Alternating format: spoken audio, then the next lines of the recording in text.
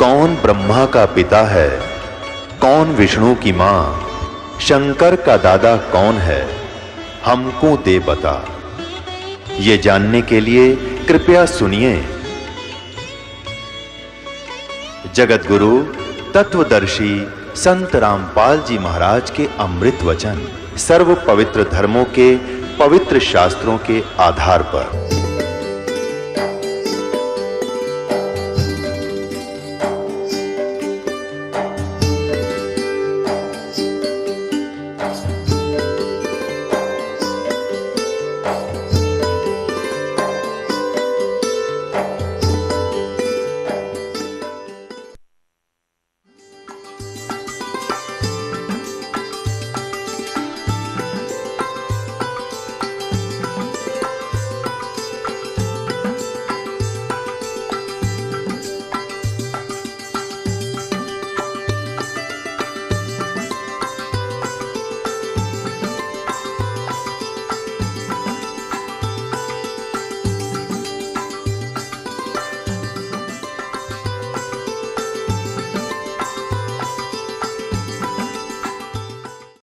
वो परमात्मा कौन है, उसका उत्तर 8वें अध्याय के 3 श्लोक में गीता ज्ञानदाता ने दिया है कि वो परम अक्षर ब्रह्म है। परम अक्षर ब्रह्म, ब्रह्म कहो पुरुष कहो। गीता जी अध्याय नंबर 15 के श्लोक नंबर 16 में 2 ब्रह्म 2 पुरुष, एक क्षर पुरुष, इसको क्षर ब्रह्म भी कह सकते हैं, एक अक्षर ब्रह्म अक्षर पुरुष, इसको अक्षर ब्रह्म भी कह सकते हैं। और वो तीसरा 15वें अध्याय के 17वें श्लोक में बताया ना, उत्तम पुरुष है तो अन्य, वो है परम अक्षर ब्रह्म परम अक्षर पुरुष।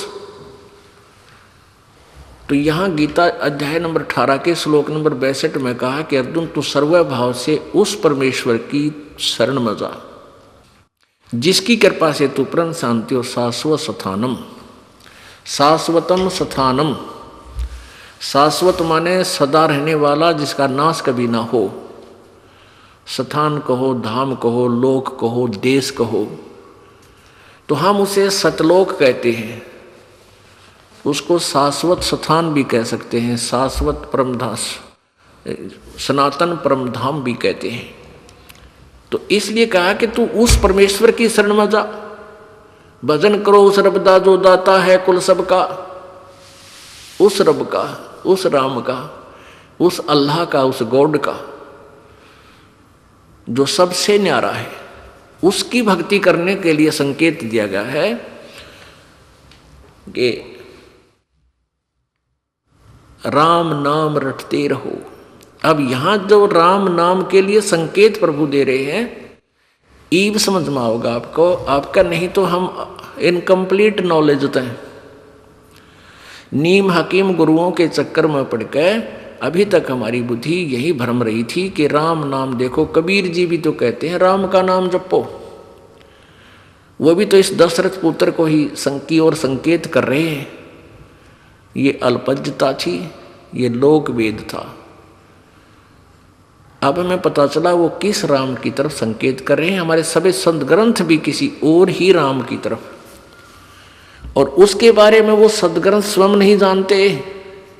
परमेश्वर खुद कहते हैं वेद हमारा भेद है, कबीर जी कह रहे हैं, और मैं ना वेदन के माही, और जौन वेद से मैं मिलूं ये वेद जानते नाही। यजुर्वेद अध्याय नंबर 40 के श्लोक नंबर 10 से लेकर 13 तक 2 बार संकेत किया है, स्पष्ट किया है कि परमात्मा के बारे में कोई तो उत्पन्न होने वाला कहता है, कोई न उत्पन्न होने वाला कहता है, यानी कोई साकार बताता है, कोई कहता माँ से जन्म लेता है जैसे राम श्री कृष्ण आदि आए, कोई कहता है जो वो जन्म नहीं लेता है। कहते हैं ये यथार्थ ज्ञान भी कोई तत्वदर्शी संत बताएंगे, उनसे सुनो। यानी वेदों में क्लियर नहीं है कंसेप्ट, वो तत्वदर्शी संतों की तरफ ही संकेत किया कि उनसे सुनो। और अपने बारे में बताया है 15वें अध्याय 40वें अध्याय के यजुर्वेद में 15वें श्लोक में कि वायु अनिलम भस्मांतम इथम शरीरम, ओम कर्तो समर कलवे समर और कर्तुम समर। अपना नाम के अपना मंत्र बताया है कि मेरा सत ओम नाम का जब था, ओम मंत्र है इसको काम करते करते सेवन करो और विशेष कसक के साथ सेवन करो। मनुष्य जीवन का प्रथम कर्तव्य जान के सेवन करो। तो अंत समय में जब शरीर भस्म होगा, अंत होगा, तब तुम इस सत्र का जो लाभ तुम्हें मिलना है, इस सत्र का जितना तुझे मोक्ष मिलना है, उतने अमर हो जाओगे। फिर 70वें श्लोक में स्पष्ट कर दिया मंत्र में, यजुर्वेद अध्याय नंबर 40 के मंत्र नंबर 17 में 2 भगवान बताए। अब देखो पुण्यात्माओं, कहते हैं चोर चुरावे तूंबड़ी और वो गड्ढे पानी में, और वो गड्ढे हुआ ऊपर आवे न सच्चाई छानी ना। ये महर्षि दयानंद जी थे जो जिनने आर्य समाज का प्रवर्तक माना जाता है। इनकी अपना सिद्धांत है कि वेदों में कहीं भी ऐसा नहीं लिखा जिसे अनेक परमात्मा सिद्ध हों। इनके द्वारा अपने अनुभव की लिखी पुस्तक सत्यार्थ प्रकाश समलास नंबर 7 के प्रथम में ही लिखा है। और वेदों का अनुवाद करते समय ये नहीं छुपा सके सच्चाई को और स्पष्ट करना पड़ा, क्योंकि वेदों में या गीता जी में विशेष 2 भगवानों के विषय में ही, क्योंकि यही प्रोसेस के अंदर हमारे 2 भगवान हैं, ब्रह्म और पूर्ण ब्रह्म। पर ब्रह्म ये साइड में है, ये हमारा सब्जेक्ट नहीं है, ये अलग है, इससे हमारा इतना लिंक नहीं है। हम इस ब्रह्म के जाल में फंसे हैं, हमने पूर्ण ब्रह्म में जाना है। बीच में इसके परब्रह्म के जो इस लोकों में से हमने जाना है, इसलिए इसका इतना ज्ञान और इसकी भक्ति, इसकी कमाई मजदूरी ये हमने करनी पड़ेगी। अब देखना, ये यजुर्वेद महर्षि दयानंद सरस्वती द्वारा अनुवादित।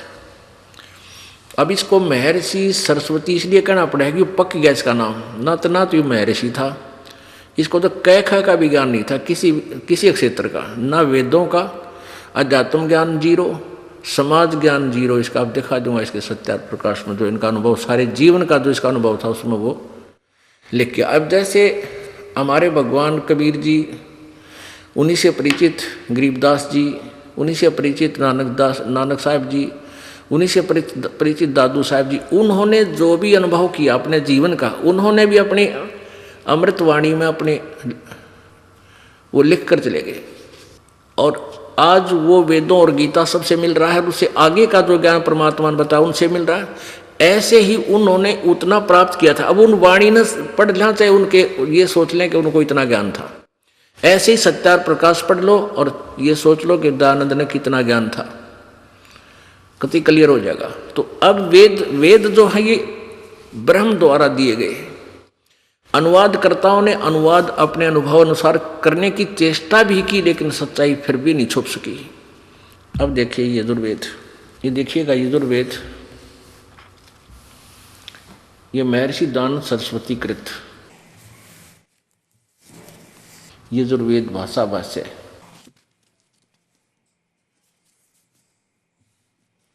ये है प्रकाशक सार्वजनिक कार्य प्रतिनिधि सभा 2/5 महर्षि दयानंद भवन, रामलीला मैदान, नई दिल्ली।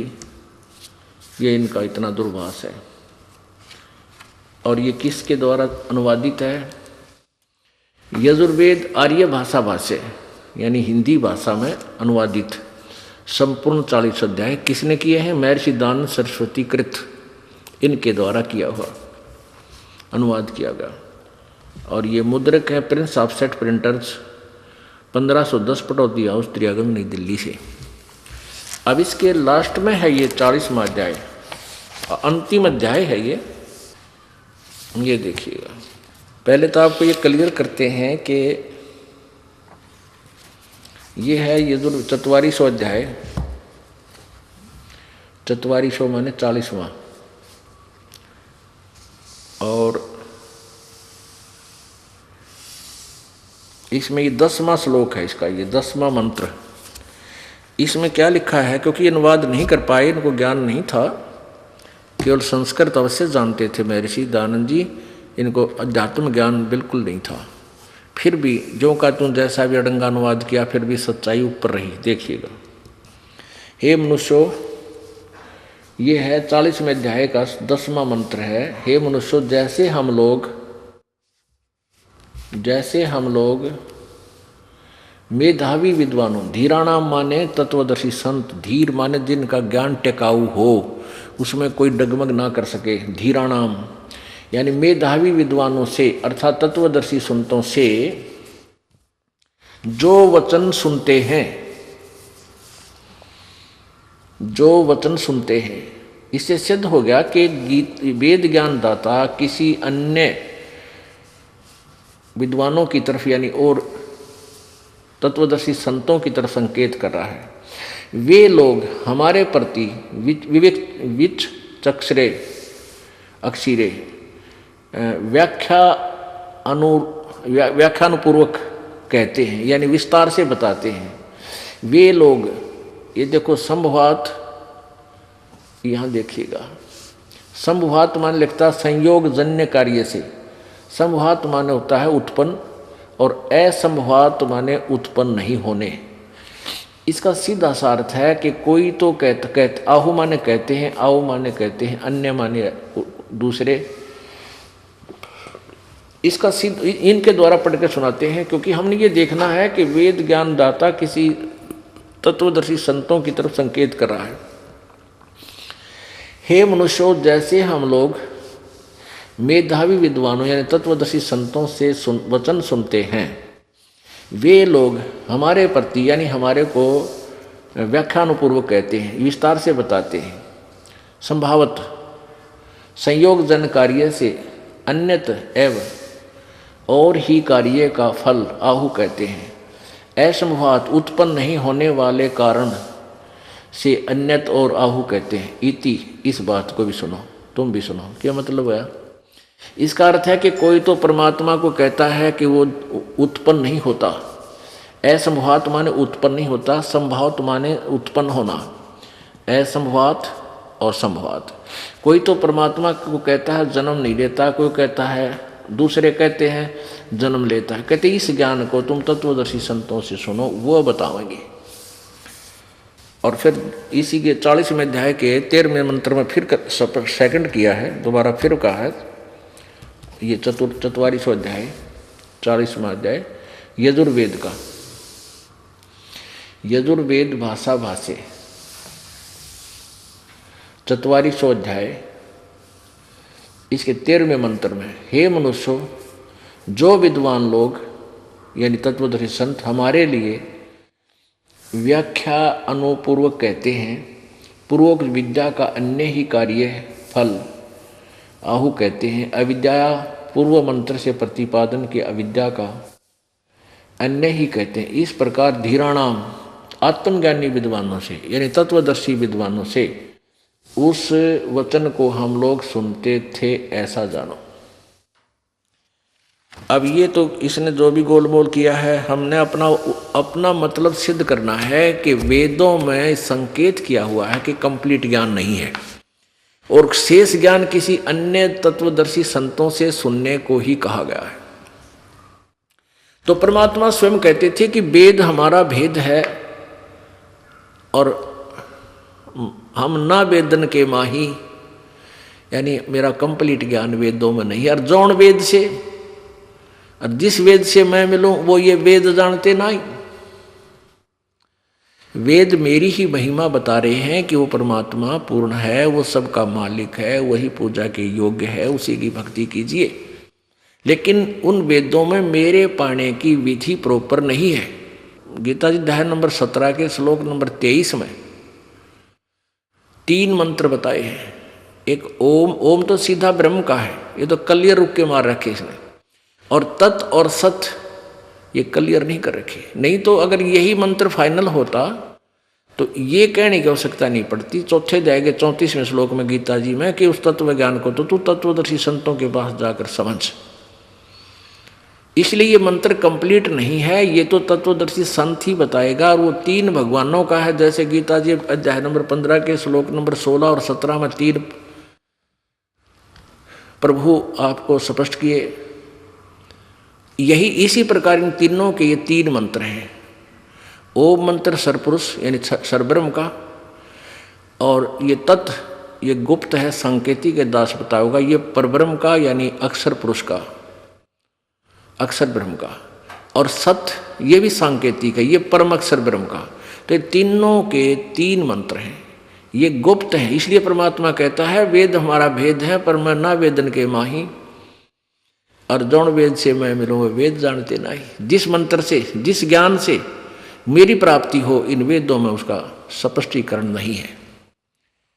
अब देखो ये वही 44वां अध्याय चल रहा है, इसमें दो भगवान न्यारे न्यारे बताए हैं, क्योंकि ये परिभाषा प्रभु की आपको बताई जा रही है।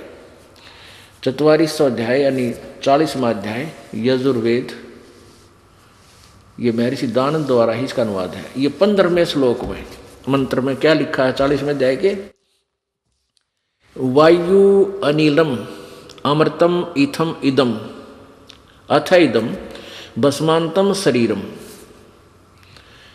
ओम करतो समर किलवे समर और कर्तुम समर। ओम नाम का जाप काम करते करते सिमरण करो, विशेष कसक के साथ सिमरण करो, मूल्य कर्तव्य जानकर अपना कर्तव्य समझकर मनुष्य जीवन का, कि मनुष्य जीवन में केवल भगवान भक्ति ही उद्देश्य मूल है, इसलिए इसका सिमरण अवश्य करो। अब स्वामी जी का अनुवाद देखियो, तेरा गजब भैया। हे कर्म करने वाले जीव तू शरीर छूटते समय ओम। अब देखियो पुणात्मा बालक नहीं हो, मानव समाज बहुत विद्वान हो चुका है, कंप्यूटरताएं बना लिए, लेकिन आध्यात्मिक ज्ञान की तरफ डाइवर्ट हुआ नहीं है माइंड। जिस आध्यात्मिक मार्ग की तरफ आप इसी तरह डाइवर्ट होते ही तुरंत समझ जाओगे बहुत, और इसकी आवश्यकता है। ये कंप्यूटर तो यहीं रह जाएंगे या भक्ति साथ चलेगी। यहाँ देखो स्वामी जी अनुवाद कर रहे हैं 40वें अध्याय यजुर्वेद के 40वें अध्याय के 15वें मंत्र का।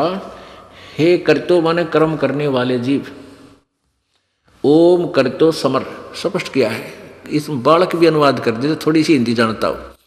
ओम मंत्र का जाप काम करते करते समर कर। यूँ कहे कर्म करने वाले जीव तू शरीर छूटते समय ओम इस नामवाची ईश्वर को समर समन कर।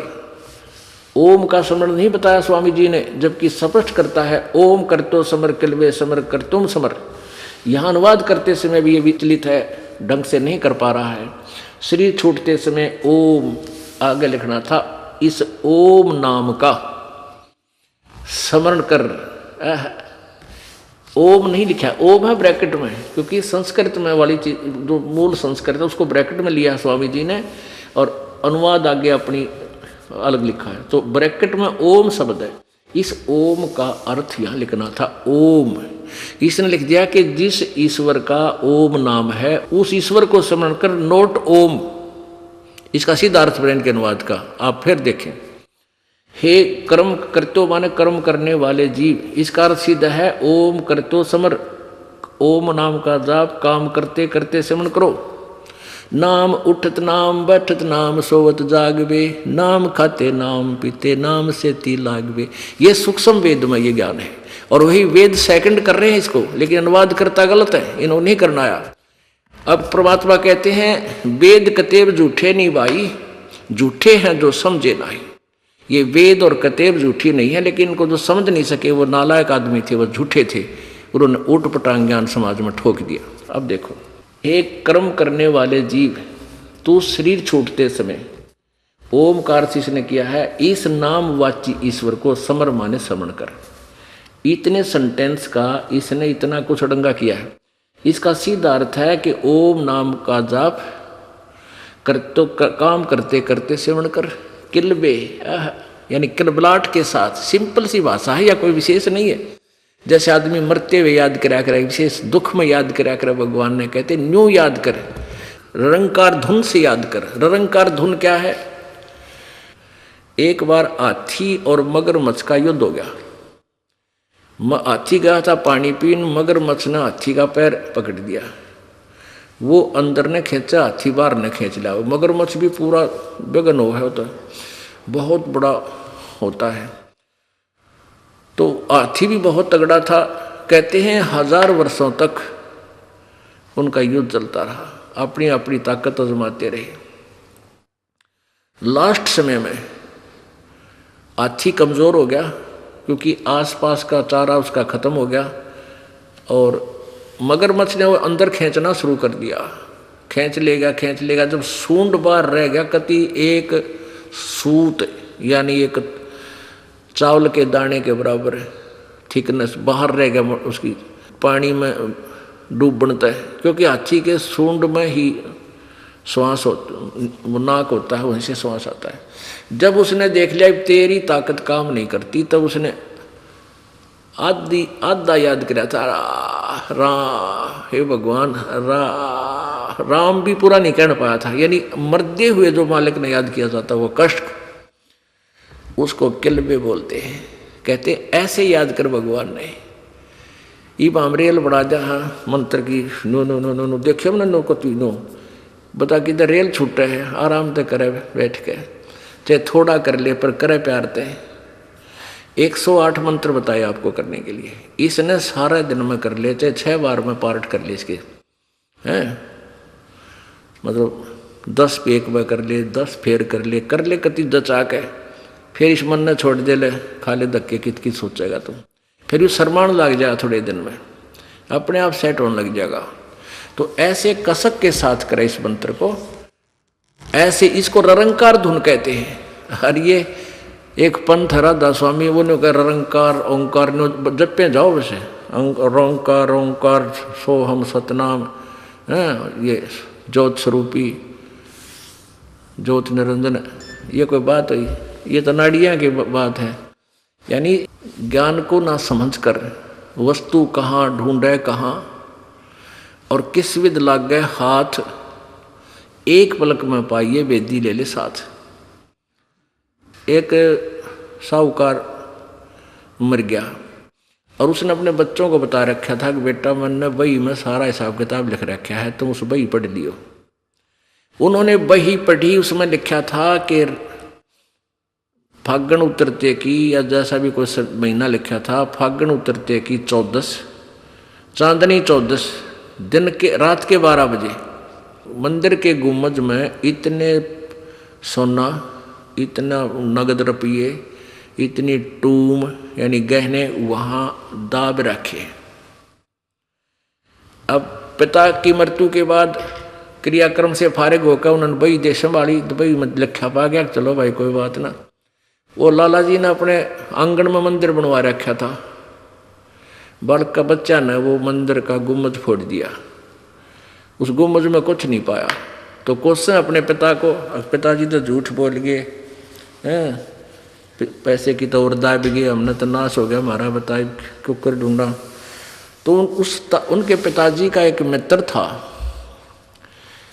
वो बहुत दुखी हुए, उसके पास पहुँचे कि ताऊ जी हमारे पिताजी तो झूठ गलत जगह बता गए हमारे ताई, और हमारा तो नाश हो गया, घना धन है उसमें। तो उसके फादर के मित्र ने, फ्रेंड ने देखा, वो पढ़ के बोला चल थारी बही देखांगे कित लिख रखा है। उस बही में, उस नोटबुक में देखा आके, वो बुद्धिमान व्यक्ति था, कहने लगा बेटा इस गुम्बज ने फिर बना दो वैसा ही जैसा था, मैं बताऊंगा फिर तुम्हें। और वो फागण की 14 चतुर्दशी के, चांदनी 14 के थोड़े दिन रह रहे थे। ने बोला मैं आऊँगा उस दिन और रात में थारा धन ढूंढांगे। वो मंदिर बनवा दिया, गुम्बज वैसा ही बनवा दिया था। रात को उस फागुन उतरते की यानी चांदनी 14 को रात के 12 बजे जहाँ गुम्बज की छा जाती थी आंगन में, गुम्बज की, मंदिर के गुम्बज की जहाँ छाया जाती थी, वहाँ उस उनके फादर के फ्रेंड ने निशान कला दिया, बेटा खोदो। वहाँ खोदा जो का तो पा गया। तो यहाँ परमात्मा कहते हैं ये वेद और गीता जी सांकेतिक शब्द हैं। परमात्मा का भी जो ग्रंथ है कबीर जी का सूक्ष्म वेद, कबीर वाणी, कबीर सागर, ये सांकेतिक शब्द हैं। क्योंकि परमेश्वर ने कहा था धर्मदास तो लाख दोहाई, ये सार ज्ञान मूल ज्ञान कहीं बार ना जाई। अब इस दास को बता दिया, वो बही खोल कर दिखा दी, यो कहाँ रखा है धन ढूंढ ले भाई, ये है वास्तविक।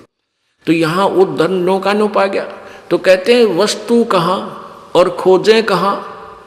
किस विद लागे हाथ, एक पलक में पाइए भेदी ले ले साथ। तो भेदी यानी तत्वदर्शी संत से ही सदग्रंथ समझ में आ सकते हैं। परमात्मा कहते हैं गुरु बिन काहू न पाया ज्ञाना, जो थोथा भूत छड़े किसाना। और गुरु बिन वेद पढ़े जो प्राणी, समझे न सार रहे अज्ञानी। ये अब आज तक के ब्राह्मण ऋषि महर्षि ब्रह्मा विष्णु महेश और ये सब अज्ञानी थे, वेदों से अपरिचित थे। और इस कलयुगी महर्षि दानंद की तब के गुजरी थी, कोई वेदों को समझ सके।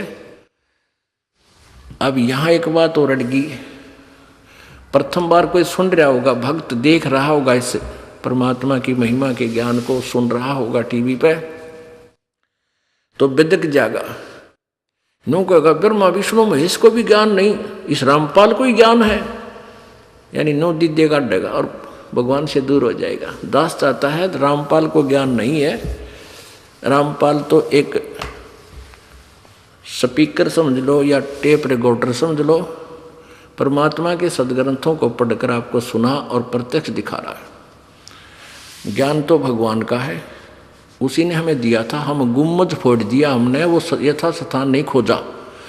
और गुम्मज में कि मैं पाया को नहीं, क्योंकि वहाँ था ही नहीं, वो सांकेतिक शब्द हैं। ये तत्वदर्शी संत और तत्व ज्ञान में ही वो आपको मिल सकेगा और कहीं नहीं। अब इसके लिए थोड़ा सा कंसेप्ट और क्लियर करना पड़ेगा कि ना तो ब्रह्मा विष्णु महेश को ज्ञान था, ना दुर्गा को पूर्ण ज्ञान था, और न ही सतयुग के ब्राह्मणों को या ऋषियों को ज्ञान था। तो आज वाले ब्राह्मण ऋषि कहाँ से ज्ञान लाओगे? ना वो वेद समझ सके। परमात्मा की एक वाणी को क्लियर करने के लिए कि गुरु बिन का वेद पढ़े जो प्राणी, समझे ना सार रहे अज्ञानी, ये सार नहीं समझ सके भगवान इन वेदों का। अनुवाद तक कोई कर दे, उठपटंग संस्कृत का अर्थ कुछ भी कर सकते हैं जिसको थोड़ी बहुत आती है, लेकिन भावार्थ महत्व रखता है। ये देखिएगा श्रीमद् भागवत यानी दुर्गा पुराण, गीता प्रेस गोरखपुर से प्रकाशित है। ये दुर्गा है, राक्षसों को मार रही है, ये इसी की महिमा है इसमें। ये दुर्गा पुराण कहो चाहे देवी पुराण कहो। ये इसके संपादक कौन है? हनुमान प्रसाद पोदार चिमनलाल गोस्वामी, गीता प्रेस गोरखपुर से प्रकाशित है। प्रकाशक एवं मुद्रक हैं गीता प्रेस गोरखपुर, गोविंद भवन कार्यालय कोलकाता का संस्थान। अब इसमें आपको 28 पृष्ठ पे दिखाते हैं। अब पुण्यात्माओं, हम रोटी रोज वही खाते हैं, और जिस दिन उन्हीं रोटी में सुबह खा ली, शाम में भूख नहीं लगी, तो आप अस्वस्थ हो चुके हो। जब तक आप स्वस्थ हो, रुचि पूरी बनेगी, भूख प्रॉपर लगेगी। ऐसे ही इस परमेश्वर के ज्ञान ने 100 बार भी सुनोगे, 100 बार ही आपको अच्छा लगना चाहिए, तो आपका भक्ति स्वस्थ चल रहा है, आप ठीक चल रहे हो। अन्यथा आपको लगता है तो कई बार सुन लिया, पहले भी सुना था, तो आप में कोई कर्म की मार फिर जोर दे रही है। उसका इलाज भी यह है कि ना चाहते हुए भी इसी कड़वी टैबलेट ने खाते रहना, यह ज्ञान सुनना ही सुनना पड़ेगा, और इसी तरह फिर देखना सेट हो जाता, 2 मिनट के बाद रुचि हो जाती है। अब देखिएगा ये पहला स्कंद और पृष्ठ 28 पे यहां देखिएगा नारद जी और व्यास जी की वार्ता हो रही है। नारद जी ने कहा, महाभाग व्यास जी, तुम इस विषय में जो पूछ रहे हो ठीक ही प्रश्न मेरे पिताजी ने भगवान श्री हरि से किया था, यानी विष्णु जी से। देवादिदेव भगवान जगत के स्वामी हैं, लक्ष्मी जी उनकी सेवा में उपस्थित रहती हैं। ये उनकी शोभा बता रखी है, वो किसे हैं भगवान। वे चराचर जगत के आश्रयदाता हैं। अब क्या कह रहा नारद जी, वे चराचर जगत के आश्रयदाता हैं, जगत गुरु एवं देवताओं के भी देवता हैं। ऐसे जगत प्रभु भगवान श्री हरि महान तप कर रहे थे, उनकी समाधि लगी थी। यह देखकर मेरे पिता ब्रह्मा जी को बड़ा आश्चर्य हुआ। अतः उन्होंने उनसे जानने की इच्छा प्रकट की। ब्रह्मा जी ने पूछा, प्रभु आप देवताओं के अध्यक्ष, जगत के स्वामी, भूत भविष्य एवं वर्तमान सभी जीवों के एकमात्र शासक हैं। भगवान फिर आप क्यों तप कर रहे हैं और किस देवता के आराधना में ध्यान मगन है? मुझे असीम आश्चर्य तो यह हो रहा है कि आप देवेश्वर एवं सारे संसार के शासक होते हुए भी समाधि लगाए बैठे हैं। अब विष्णु जी ने के ज्ञान दिया, बताया। ब्रह्मा जी के विनित वचन सुनकर भगवान श्री हरि यानी विष्णु जी कहने लगे, ब्रह्मन सावधान होकर सुनो, मैं अपने मन का विचार व्यक्त करता हूँ। देवता दानव मानव सब यही जानते हैं कि तुम सृष्टि करते हो, मैं पालन करता हूँ और शंकर संहार क्या करते हैं, किंतु फिर भी वेद के पारगामी पुरुष अपनी युक्ति से ये सिद्ध करते हैं कि रचने पालने और संहार करने की यह योग्यता जो हमें मिली है इसकी अधिष्ठात्री शक्ति देवी है यानी दुर्गा है। वे कहते हैं कि जो आगे छोड़ो, उस शक्ति के अभाव में तुम इस संसार की सृष्टि नहीं कर सकते, मैं पालन करने में सफल नहीं हो सकता और रुद्र से संहार कार्य भी होना संभव नहीं। ब्रह्मा जी, हम सभी उस शक्ति के सहारे ही अपने कार्य में सदा सफल होते आए हैं। अब देखो कितने कंसेप्ट क्लियर होंगे कि समर्थ नहीं है ब्रह्मा विष्णु महेश। सुवर्थ प्रत्यक्ष और परोक्ष दोनों उदाहरण मैं तुम्हारे सामने रखता हूँ, सुनो। यह निश्चित है कि उस शक्ति के अधीन होकर ही मैं इस शेष नाग की सैया पर सोता और सृष्टि करने का अवसर आते ही जाग जाता हूँ। मैं सदा तप करने में लगा रहता हूँ। उस शक्ति के शासन से कभी मुक्त नहीं रह सकता। कभी अवसर मिला तो लक्ष्मी के साथ सुखपूर्वक समय बिताने का सौभाग्य प्राप्त होता है। मैं कभी तो दानव के साथ युद्ध करता हूँ। अखिल जगत को भय पहुँचाने वाले दैत्यों के विकराल शरीरों को शांत करना मेरा परम कर्तव्य हो जाता है। आगे और तोड़ पाड़ दिया। मुझे सब प्रकार से, ये 29 पृष्ठ पे है पहले सकंद का, मुझे सब प्रकार से शक्ति के अधीन होकर रहना पड़ता है। मैं दुर्गा के अधीन हूँ और उन्हीं भगवती शक्ति का, मैं दुर्गा का मैं निरंतर ध्यान किया करता हूँ, यानी मैं उससे की पूजा करता हूँ। और ब्रह्मा जी, मेरी जानकारी में इन भगवती शक्ति से, दुर्गा से बढ़कर दूसरे कोई देवता नहीं, यानी इससे ऊपर कोई भगवान नहीं। ये फाइनल गॉड है मेरा। अब दुर्गा क्या कहती है? वो कहती है ब्रह्म की साधना करो, क्योंकि इन ज्ञान, अब जैसे माँ के पेट में प्राणी को पूरा ज्ञान होता है और बाहर आते भूल जाता है, ऐसे ही दुर्गा भी ऊट पटांग, क्योंकि एक सतलोक से निकलने के बाद इनकी ऐसी ही स्थिति हो गई है, इनको यथार्थ ज्ञान नहीं रहा। अब दुर्गा जो है अपने वचनों में कदे परब्रह्म कह रही है, कदे पारब्रह्म बोल रही है परम अक्षर, फिर अक्षर ब्रह्म की महिमा गा रही है और आखिर में कहती है वो ब्रह्म है और उसका ओम नाम है, उसका जाप करो और वो ब्रह्म लोक में रहता है, बस, और किसी की पूजा मत करो। तो इससे विष्णु जी के अज्ञान की पोल खुल गई।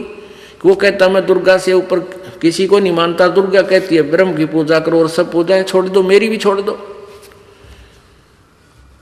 आगे देखो, इसी दुर्गा पुराण में 562 पृष्ठ पे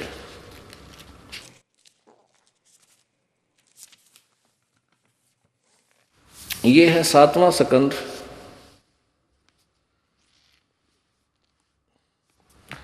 और 562 पृष्ठ। देवी द्वारा हिमालय को ज्ञानोपदेश और ब्रह्म स्वरूप का वर्णन, यानी ब्रह्म का स्वरूप बताया उसने, कैसा है, क्या स्थिति है। श्री देवी कहने लगी, पर्वतराज इस प्रकार योग युक्त होकर, ये तो अपने बारे में कह रही है, यहाँ कहती है उस ब्रह्म का क्या स्वरूप है। यहाँ तो कहती है मेरी साधना कर तो ऐसे कर, आगे लिखा उस ब्रह्म का क्या स्वरूप है यह बतलाया जाता है, जो प्रकाश रूप सबके अत्यंत समीप में स्थित हृदय रूप गुहा में स्थित होने के कारण गुहातर नाम से प्रसिद्ध है और महान पद अर्थात परम प्राप्य है। वह समस्त प्रजा के ज्ञान से परे है, अर्थात किसी की बुद्धि में आने वाला नहीं है, यह तुम जानो। जो परम प्रकाश रूप, जो सूक्ष्म से अत्यंत सूक्ष्म है, जिसमें संपूर्ण लोक और इन लून लोकों में निवास करने वाले प्राणी स्थित हैं, वही यह अक्षर ब्रह्म। अब देखो यहाँ अक्षर ब्रह्म कहा है, वही सबके प्राण है, वही सबकी वाणी है और वही सबके मन है, यह वह परम सत्य और अमृत अविनाशी तत्व है। सौम्य उस वेदने योग लक्ष्य को तुम वेदन करो, लक्ष्य का तुम वेदन करो, मन लगाकर उसमें तन्मय हो जाओ। सौम्य उपनिषद में कथित महान अस्त्र रूप धनुष लेकर उस पर उपासना द्वारा तीक्ष्ण किया हुआ बाण संधान करो और फिर भावानुगत चित्त के द्वारा उस बाण को खींचकर उस अक्षर रूप ब्रह्म को ही लक्ष्य बनाकर वेदन करो। उसका के मंत्र बताओ है फिर आखिर में, ओम परमण ओम धनुष है, जीवात्मा बाण है, ब्रह्म को उसका लक्ष्य कहा जाता है। ब्रह्म आगे देखो, उस एकमात्र परमात्मा को ही जाने, दूसरी सब बातें छोड़ दे। यानी अपनी पूजा को भी नकारा करती है और किसी की पूजा नहीं, केवल ब्रह्म पूजा करें। यही अमृत रूप परमात्मा के पास पहुंचने का पुल है। संसार समुद्र से पार होने का अमृत रूप परमात्मा को प्राप्त करने का सुलभ साधन है। इस आत्मा का ओम के जप के साथ ध्यान करो। इससे अज्ञान में अंधकार से सर्वथा परे और संसार समुद्र से पार जो ब्रह्म है उसको पा जाओगे, तुम्हारा कल्याण हो। आगे ना ब्रह्म के ऊपर ओम नाम है, ब्रह्म उसका जाप है। और वो कहाँ रहता है? वह यह सब का आत्मा ब्रह्म ब्रह्मलोक रूप दिव्य आकाश में स्थित है, वहां रहता है। अच्छा, ये तो अब ये परमात्मा का एक सेंटेंस, वेद कतेव झूठे ना भाई, झूठे हैं जो समझे नाही, गुरु बिन काहू न पाया ज्ञाना, ज्यों थो था बुझ छड़े किसाना, गुरु बिन वेद पढ़े जो प्राणी, समझे न सार रहे अज्ञानी। गुरु के बिना, इससे सिद्ध है कि ना ब्रह्मा जी को गुरु मिला, ना विष्णु जी को मिला, ना शिव जी को मिला, ऋषि में ऋषियों को इनको तो मिलना ही कहाँ था। यानी गुरु नहीं मिला जो वेदों का निर्णय कर सके। जो परमात्मा आए थे इन्होंने उनकी बात मानी नहीं, काल प्रेरणा से स्वयं ही विद्वान पाके रहे, सारे समाज का नाश कर दिया इन नकली ऋषियों ने और महर्षियों ने। अब ये तो ज्ञान हो गया ब्रह्मा विष्णु महेश का और दुर्गा का, कितना ज्ञान था इनको। वेदों से ये परिचित नहीं थी दुर्गा, क्योंकि दुर्गा ब्रह्म तक की साधना बताती है। गीता जी अध्याय नंबर 8 के श्लोक नंबर 16 में लिखा है कि ब्रह्मलोक पर्यंत भी सभी पुनर्वर्ती में है, वहां भी गए हुए स्थायी स्थान नहीं प्राप्त कर सकते, वो अविनाशी नहीं हो सकते, उनका पूर्ण मोक्ष प्राप्त नहीं हो सकता, जन्म मृत्यु के रहट से ये नहीं निकल सकते। अब इसलिए गीता जी अध्याय नंबर 4 के श्लोक 34 में कहा कि उस तत्वदर्शी संत की खोज करो, वो इनको मिला नहीं, वो गुरु नहीं मिला। यही अभी वेदों में आपको प्रमाण दिया जा रहा है। यजुर्वेद अध्याय नंबर 40 के श्लोक नंबर 10 और 13 में इस मंत्र में स्पष्ट कहा है कि वेद ज्ञानदाता कहता है कि यथार्थ ज्ञान तूने जानना है तो तत्वदर्शी संतों से सुनो, वो बताओगे ठीक ठाक वास्तविकता। अब सतयुग के ऋषियों के बारे में, ब्राह्मणों के बारे में क्या सोच थी वो आपको बताते हैं। 414 पृष्ठ पे इसी देवी पुराण के ये देखिएगा, ये छठा स्कंद और पृष्ठ नंबर 414 पे ये है संक्षिप्त देवी भागवत छठा स्कंद। जन्मे जय ने पूछा महाभाग किस युग में कैसा धर्म का स्वरूप है, इस संपूर्ण विषय को विशेष रूप से बताने की कृपा कीजिए। ये writer of Purana Veda and Gita Vyas ji, ये सब का लेखक है। और ये क्या बोल रहा है देखना। व्यास जी बोले, राजन यह निश्चय है कि सतयुग में ब्राह्मण वेद के पूर्ण विद्वान थे और उनके द्वारा निरंतर भगवती जगदम्बा की आराधना होती थी। वेद के पूर्ण विद्वान थे और वो दुर्गा की पूजा करते थे। ये थे वेद के विद्वान, थरा गजे भैया। और भगवती का दर्शन करने के लिए उनका मन सदा ललायित रहता था। अरे कलयुग के ब्राह्मणा क्या फिर कहाँ के इन ऋषियों की तो कहना है क्या है। इस देवी पुराण में लिखा है कि सतयुग में जो राक्षस होते थे वो कलयुग के ब्राह्मण हैं। ये दास नहीं कह रहा, ये देवी पुराण बता रही है। ये देखिएगा, इसी में छठा स्कंद, वही 414 पृष्ठ, ये छठा स्कंद है, यही 414 पृष्ठ है जो अभी आपने पढ़ा। इसी में यह देखो, धर्म की यह सतिथि त्रेता में रही परंतु कुछ ह्रास हो गया। सतयुग की जो सतिथि थी वह द्वापर में विशेष रूप से कम हो गई। सतयुग से चल रहा है युगान।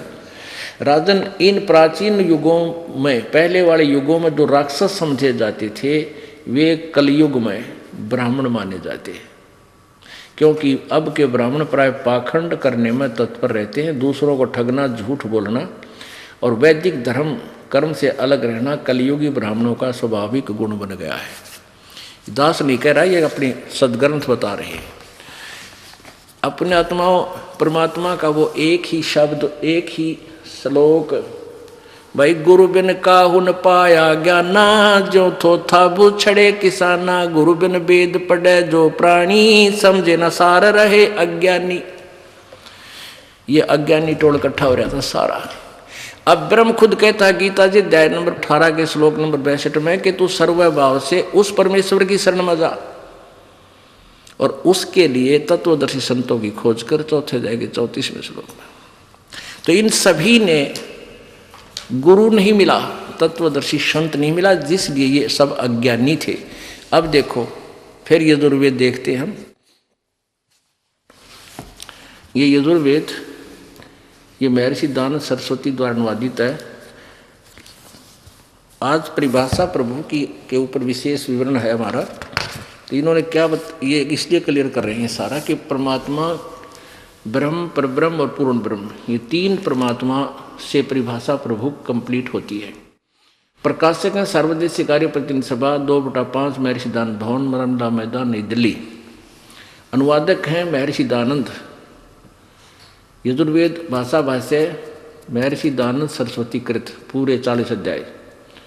और ये कहाँ से छपी है? वही Prince offset printers, 1510 Pataudi house, Daryaganj, नई दिल्ली से। अब हम ये पढ़ते आ रहे हैं यजुर्वेद भाषा भाष्य अध्याय नंबर 4400 यानी 40वां, ये 15वां पढ़ रहे थे। इससे इन अज्ञानियों की झलक आई थी, इसलिए ये प्रसंग बीच में सुनाना पड़ा। ये देखिएगा, इसमें सीधा अर्थ है वायु अनिलम अमृतम अथम इदम, अथ इदम भस्मांतम शरीरम, ओम कर्तो समर किलवे समर और कर्तुम समर। ओम नाम का जाप काम करते करते सिमरन करो, किलबे यानी कसक के साथ सिमरन करो। कति जैसे आदमी घनी जानी मरते हुए याद करता है, ररंकार, ररंकार इसको बोलते हैं। आधा राय बोल रहा था, इतने में मालिक ने उसकी मदद की आकर के डूबते हुए। तो ऐसे आप भक्ति करोगे तो थोड़ा मंत्र कर लेना, कति कसक के साथ करना, वो सीधा जमा होता आपका जा करके। अब देखो फिर है कर्तुम समर, मूल कर्तव्य समझकर, मुख्य कारण समझकर उसका सिमरन करो। फिर बसमान वायु अनिलम अमृतम अथ इदम, इसके पश्चात आपका जो वायु माने ये प्राण, ये जीव, श्वास निकलेगा, जो अंत होगा तेरे शरीर का, ये अमृतम यानी इतना अमर हो जाएगा जैसे ओम नाम के जाप करने वाले विधिवत विकारों रहित होकर के और पूर्ण संत से उस स्तर के गुरु से नाम ले करके, तो ये कहाँ चले जाते हैं? ब्रह्मलोक में। और ब्रह्मलोक में कब तक रहते हैं? 36,000 बार इस उत्पत्ति पर लय हो लेगी, यानी ब्रह्मा की मृत्यु तक, ब्रह्मा की आयु तक ये वहाँ रहेंगे। उसके बाद फिर 84 लाख योनियों में आ जाएंगे। यानी इतना, इसलिए इनको भी अमर बता दिया। इतने वर्षों तक वहाँ रह भी जाएगा तो फिर भी मृत्यु, फिर भी जन्म मृत्यु। तो फिर आगे क्या बताया है? इसने क्या अनुवाद किया है? वेद ज्ञानहीन प्राणी ने, महर्षि दानंद ने, हे कर्म करतो करते कर्म करने वाले जीव, तू शरीर छूटते समय ओम का नहीं, ये ओम ब्रैकेट में संस्कृत है, ओम इस नामवाची ईश्वर को, जिस ईश्वर का ओम नाम है, उस ईश्वर का स्मरण कर, नोट ओम का। किल्बे माने अपने सामर्थ्य के लिए परमात्मा और अपने स्वरूप का, किल्बे मानी अर्थ किया इसने, स्मरण कर। कर्तम अपने किए का स्मरण कर। इस संस्कार का वायु, धनज्जादि रूप वायु, अनिलम कारण रूप वायु को कारण रूप वायु, अविनाशी कारण को धारण करता। इसके अंतर यह शरीर नष्ट होने वाला, सुखादि का आश्रय शरीर अंत में भस्म होने वाला होता है, ऐसा जानो। बता इसका कोई सिर पैर बना? इसका क्या निष्कर्ष निकाला? इतना बड़ा व्याख्या कर दी। आगे देखो 70वें मंत्र में 40वें अध्याय के में 2 परमात्मा सिद्ध किए। दास ये चाहता है कि हम परिभाषा प्रभु की अकॉर्डिंग टू द शास्त्र समझें और वही फाइनल है, बाकी दंत कथा कोई कुछ कहता रहो, उससे हमने कुछ लेना देना नहीं। गीता जी अध्याय नंबर 16 के श्लोक नंबर 23-24 में यही कंसेप्ट क्लियर कर रखा है कि जो शास्त्र विधि को त्याग कर मनमानी पूजा करते हैं उनको कोई लाभ नहीं होता, ना उनकी गति होती, ना उनको सिद्धि प्राप्त होती, ना कोई कार्य सिद्ध होता, ना सुख होता। इसलिए अर्जुन तेरे लिए कर्तव्य और अकर्तव्य में, यानी कौन से कार्य करने हैं, कौन से त्यागने चाहिए भक्ति मार्ग में, उनके लिए शास्त्र ही प्रमाण है, नथिंग एल्स। सदग्रंथों को फाइनल मान के फिर चलना। जो संत शास्त्र अनुसार साधना बताता है उसी संत की खोज कर और उसी के कार्य बताए अनुसार साधना करो, जब सफल होगे। तो यहाँ के हमने सदग्रंथों से ही अपने आप को स्थिर करना है, अपने ज्ञान को दृढ़ करना है, तभी हम आगे चल पाएंगे। अब 44वां अध्याय 40वां अध्याय यजुर्वेद 40वां अध्याय। अब इसमें 17वां मंत्र आप पढ़ेंगे। इसमें क्या लिखा है? हर्मेन पात्रेण सतस्य अपहितम मुखम, ये असौ आदित्य पुरुष है, स असौ अहम ओम खम ब्रह्म। अब इसका अनुवाद क्या लिखा है स्वामी जी ने? हे मनुष्यो, जिस ज्योति स्वरूप, हिरमेन ज्योति स्वरूप, पात्रेण रक्षक मुद से,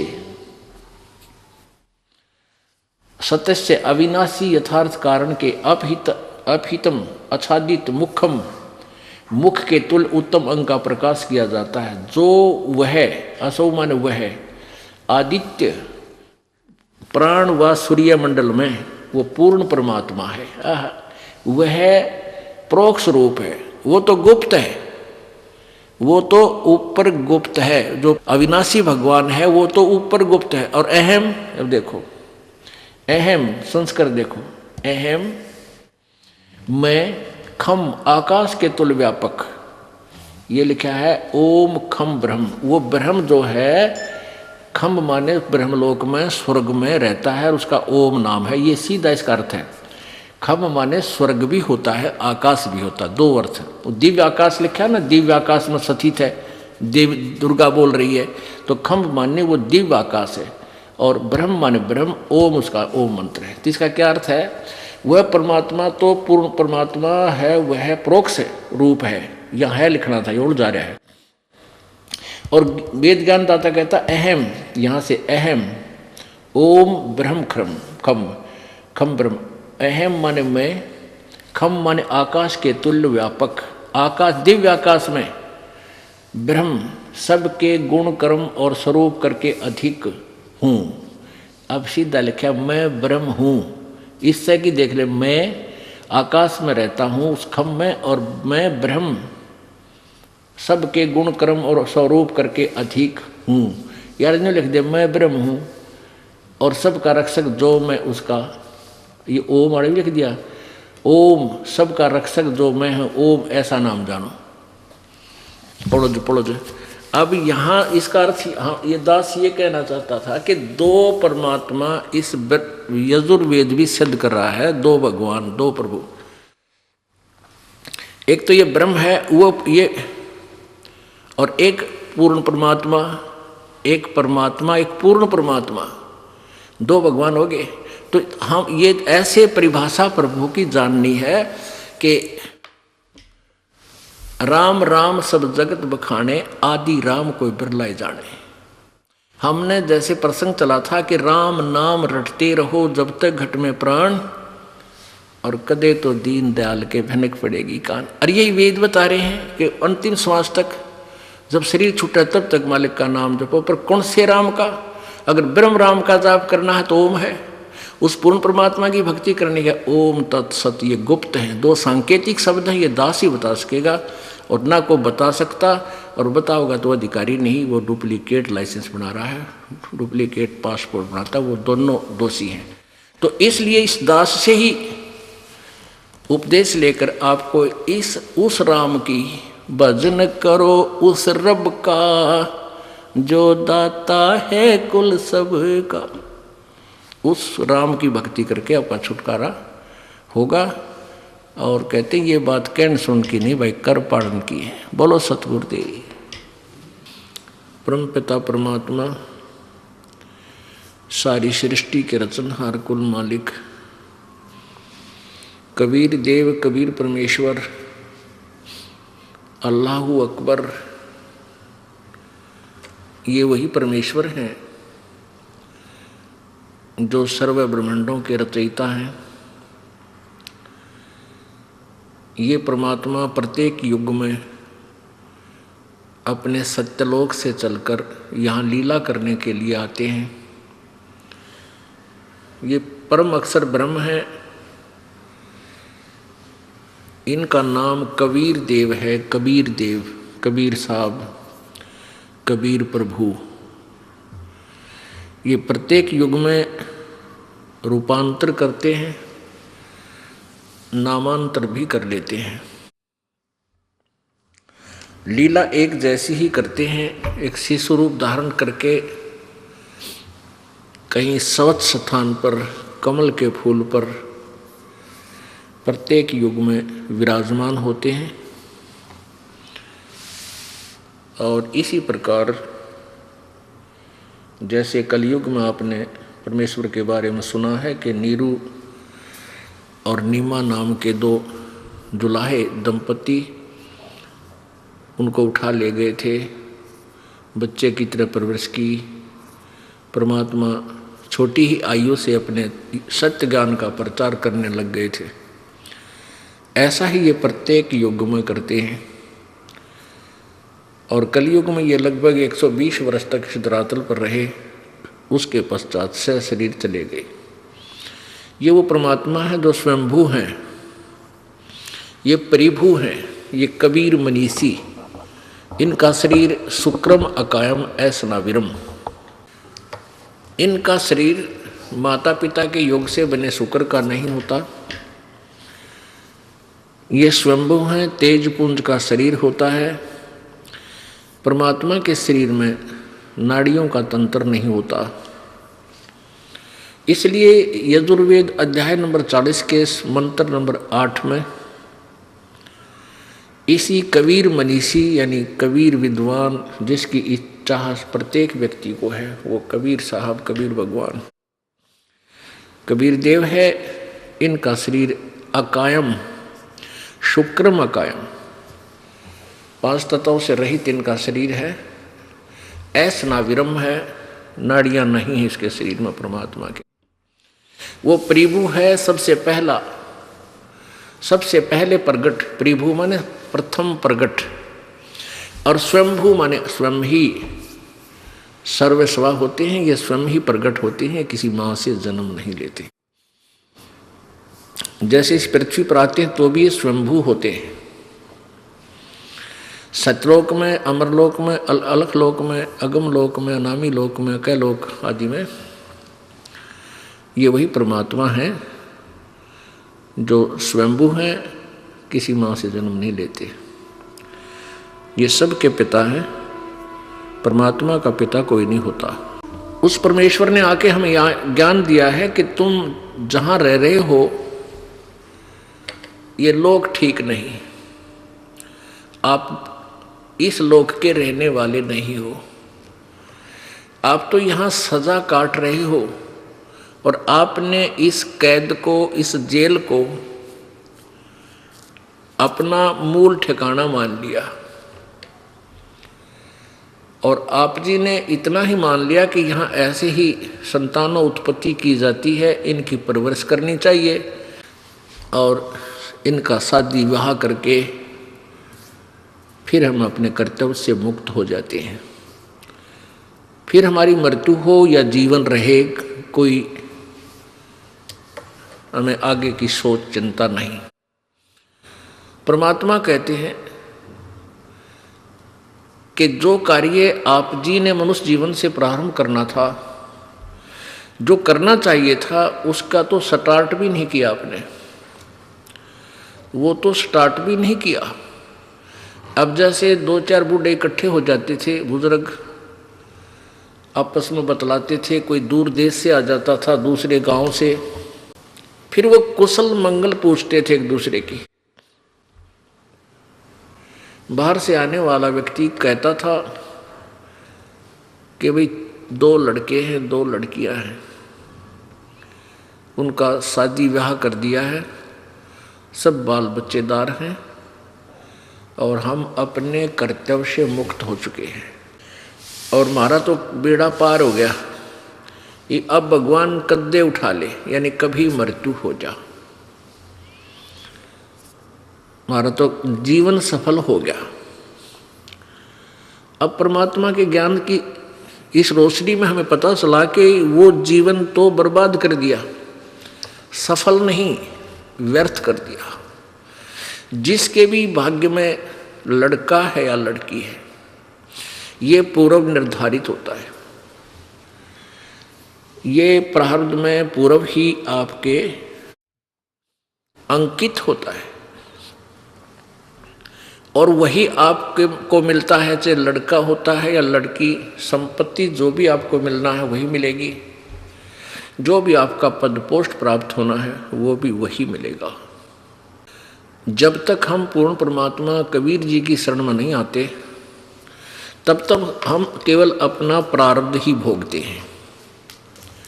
और जो साधना भविष्य की करते भी हैं, जैसे पहले हम करते थे कि जब हनुमान जी की पूजा, कहीं बाबा श्याम जी की पूजा या किसी और देवी देवता की पूजा, ये साधनाएं हमारी शास्त्र विरुद्ध थी।